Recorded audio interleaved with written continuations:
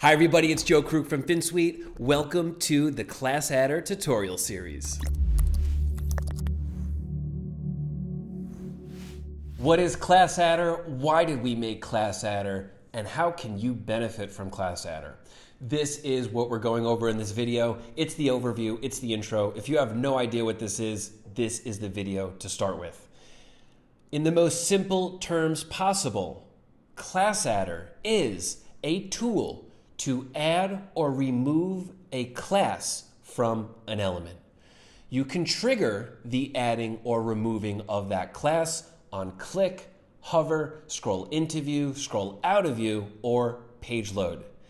It is an add-on to Webflow interactions. This is not a replacement for Webflow interactions. It is a tool you can use when Webflow interactions can't do what you are trying to do.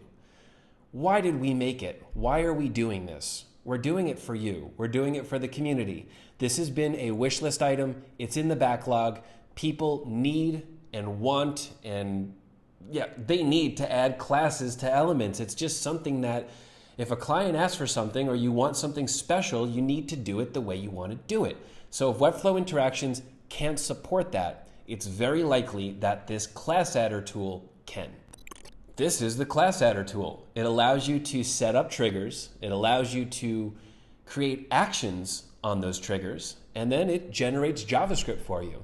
You go ahead and copy that JavaScript onto your site, and you can see it working. We have use cases. We have walkthroughs. You're not expected to understand how this code works. You just have to understand how to use this tool. Just like Webflow interactions. You can't just go into Webflow interactions and be a master. You have to learn how that tool works. So if you know Webflow interactions, we have a lot of the same mindset here. As you see, a first click, second click. We have hover, hover in, hover out, scroll, scroll into view, scroll out of view. You can do all those things with this.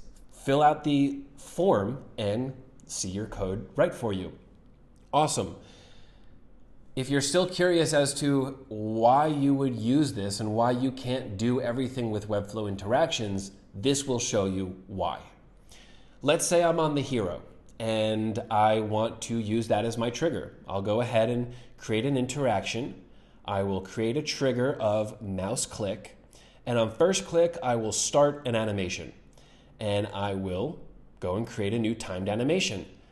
Now I can go create my action list, just like we're doing here. We're setting up the trigger, choosing how we want that trigger to be triggered, and then we create our action list. Create our action list. It's the same steps. And now I go to add that action, and I see this beautiful list of things I can do in my action list. It's a great list. Webflow interactions is awesome. We love it. We use it all the time.